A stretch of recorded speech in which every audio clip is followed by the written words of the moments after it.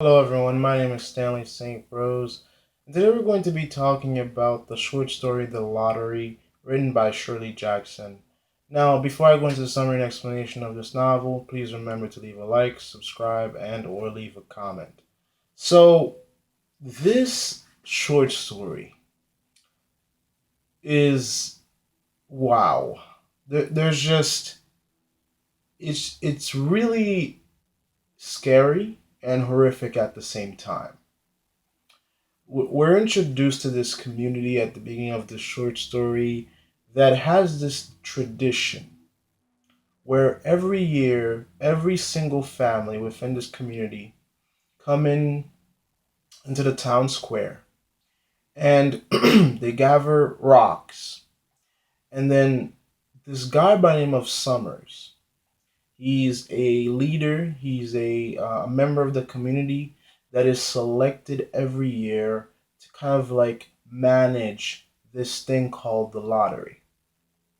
And what we find out is the stones are gathered, and Summers comes into the middle of this box of his, and every single family within this community has to come together and they make this big circle, and every family is kind of like gathered together. And Summers, one by one, he calls up these families, and the men of these families they came up, and each of them grab a piece of paper from the big box. Now,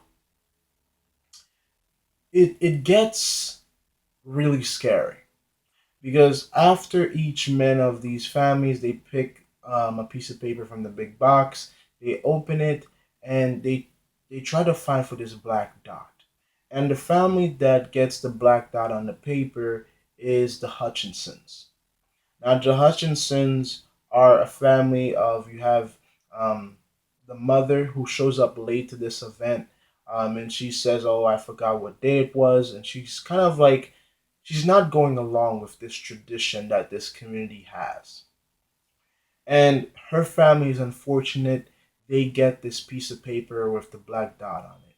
So the first lottery was played, and the first round was the men choosing for to see which family won the lottery. So after the first round is over, where the families get to pick, there's another lottery with other pieces of paper where now they get to choose who wins the lottery um, in between the family.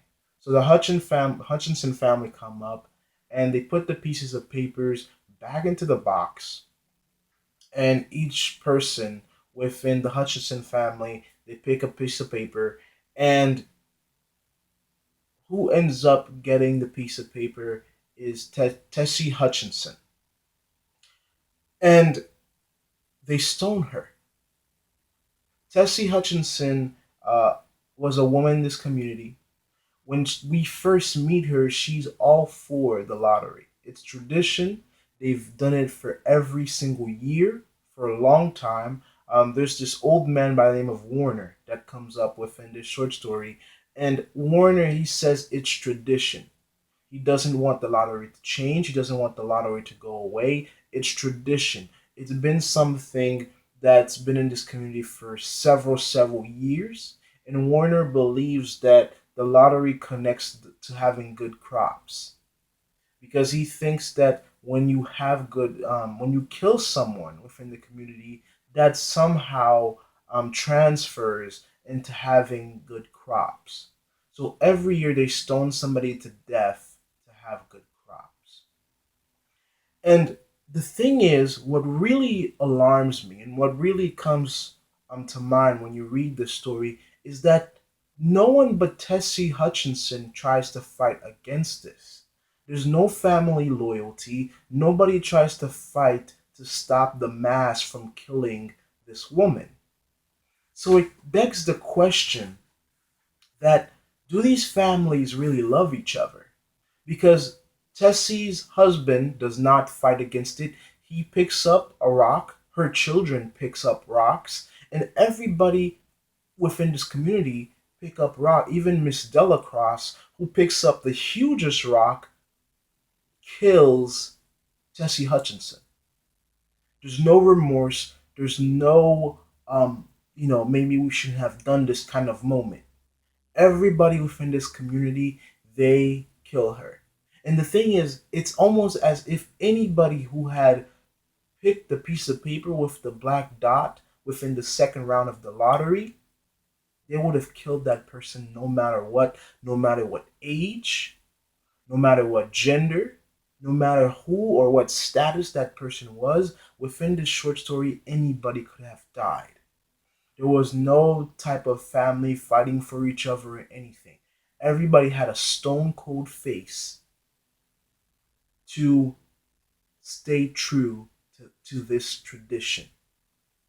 And that's the short story, which is very alarming. Now, there's some very interesting wordplay within this short story. First of all, you gotta look at Summers, Mr. Summers' right hand man, Mr. Grave, which really brings some light to this short story because it kind of suggests that somebody is going to their grave because it's going to be a stoning. If you go into it more, this the short story is tied to the cross. It's tied to religion. It's also tied to utilitarianism. Because in utilitarianism, there's this central idea that you always want the good for the community, the most good. And somehow this entire community believe that by having someone sacrificing themselves, they would get a better good for the entire community as a whole. So they end up sacrificing this woman for the good of the community without remorse, without regret, without thinking about the implication of this. So it's very stunning to read this short story and walk away from it because you kind of see this brutality and this coldness that comes off from this community. And the thing is, like, it's not that they don't have a choice. They specifically say within the short story that other communities, other towns have stopped practicing the lottery. But why haven't they? And I strongly believe it's because of people like Mr. Warner who believes that the lottery is tradition, it should not be changed. And this begs the question of society of any time. Societies of any times have done heinous things such as this. Societies of any times, in the past, in the future, in the present, have committed heinous acts such as this just because of superstitions and beliefs that they've had. In history, we've heard of people sacrificing their children for the sun god or different types of gods that they worship. So this story is not that far from the truth. And it kind of also talks about society, how people really follow traditions blindly. No matter how ridiculous, no matter how brutal it is, when you grow up into something, you start believing it so much that you think that it's law. And I strongly believe that's what this short story kind of begs. It kind of begs the question: is these people are so stuck within their tradition that they can't question it anymore, and even the children are brought up to believe that this is not wrong morally, and there's nothing wrong with it. So it kind of even goes further. You can even stretch it a little bit further and kind of say that if the children have no remorse over it, the adults have no remorse over it. Could morality be something that's totally um, taught as someone or a person is growing up? Because anybody you ask, they would say that the killing of someone or an individual is evil, is bad. But if you raise a child from birth to believe that this lottery, this stoning of this woman is going to be bring greater good for the community, that child might grow up thinking that is the perfect and right thing to do.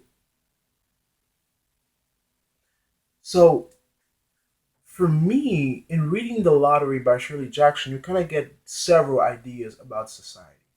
Do we follow our traditions blindly? Do we do things even though it might not be the things that we personally want to do? Because Tessie Hutchinson, she only protested against the lottery when she is the one that won or maybe lost. Because once she won the lottery and she heard that she's going to be sacrificed, she says, we shouldn't do this, this is not right,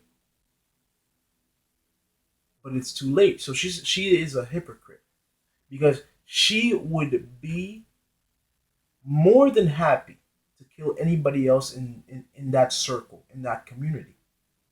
After all, she's been living in this community all her life, and you can make an assertion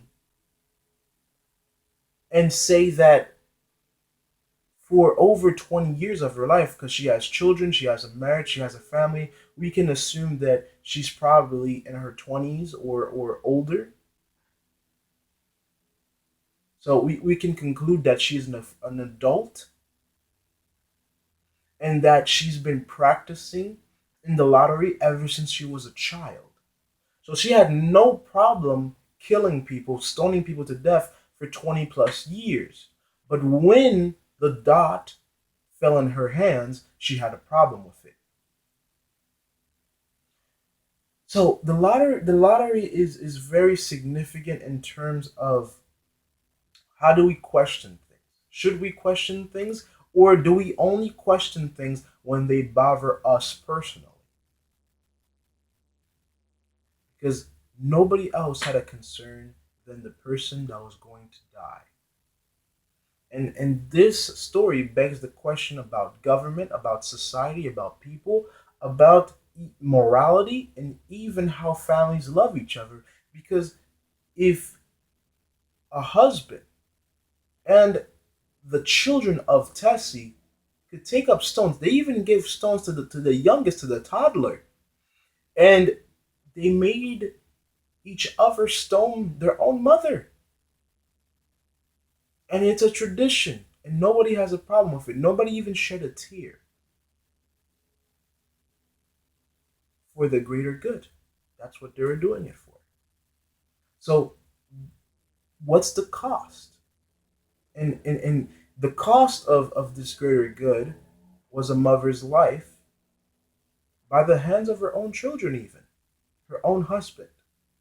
So, this short story, it really is horrific, but at the same time, it brings up a lot of questions about how people follow their traditions. This town has this tradition that they do every year. And do we, in our societies, do we follow these traditions blindly? And do we commit acts that are immoral just because they have been the things that we've done forever?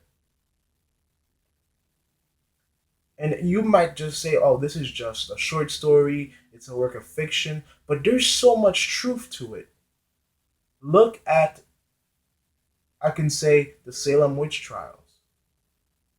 That's a real thing that happened, where people were burned and killed for being witches.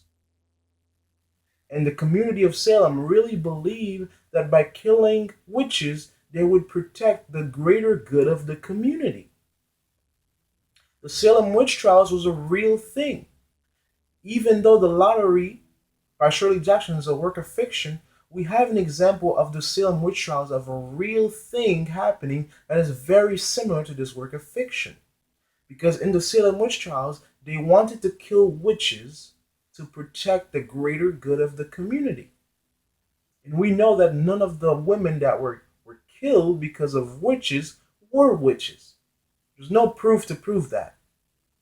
So there's a lot of truth and a lot of reality within the short story by Shirley Jackson. Because there's a huge comparison between these two stories. Hmm. It's very dark. It really begs a question about our actions and about our traditions and how we follow them, and how people can be blind when they commit and commit to certain actions. So that's my summary, my explanation of the lottery. It's very shocking and very interesting.